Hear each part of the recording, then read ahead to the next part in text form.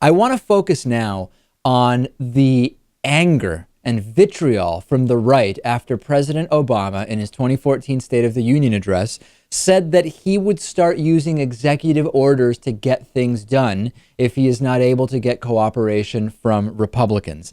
I love the reaction here, Lewis. We had Congressman Tim Huelskamp, for example, tweet, "First release of Obama speech reads like dictates from a king.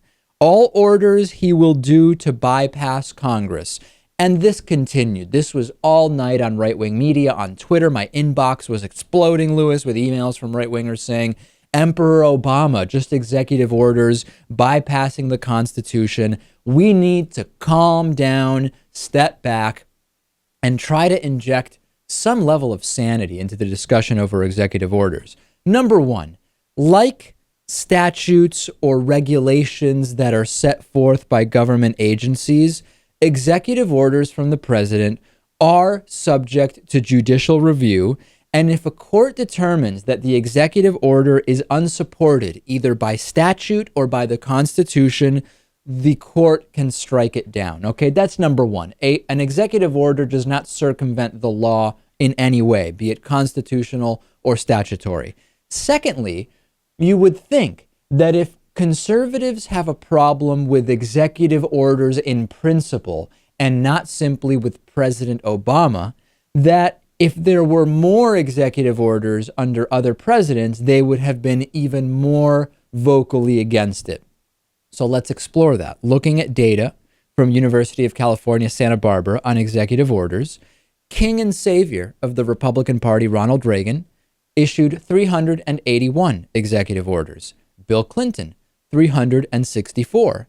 George W. Bush, Curious George, as he may be known to some, 291 executive orders, while President Obama, 5 years in, has issued only 168 executive orders. Even if we extrapolate out over the full 8 years, he is still on pace to issue fewer executive orders than George W. Bush and far fewer executive orders than Bill Clinton and King and Savior Ronald Reagan. So when Congress claims that President Obama is circumventing the law via executive order, where were they during George W. Bush's nearly 300 executive orders? Where is the criticism of the dictate president when they kneel at the throne of Ronald Reagan? Maybe, Lewis, it's actually just a double standard and yet another concocted way to criticize President Obama.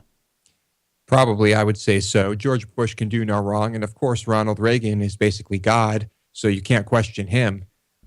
Personally, I wish Obama would use more executive orders more often. Well, listen, President Obama tried the bipartisanship thing during the first term. It went absolutely nowhere.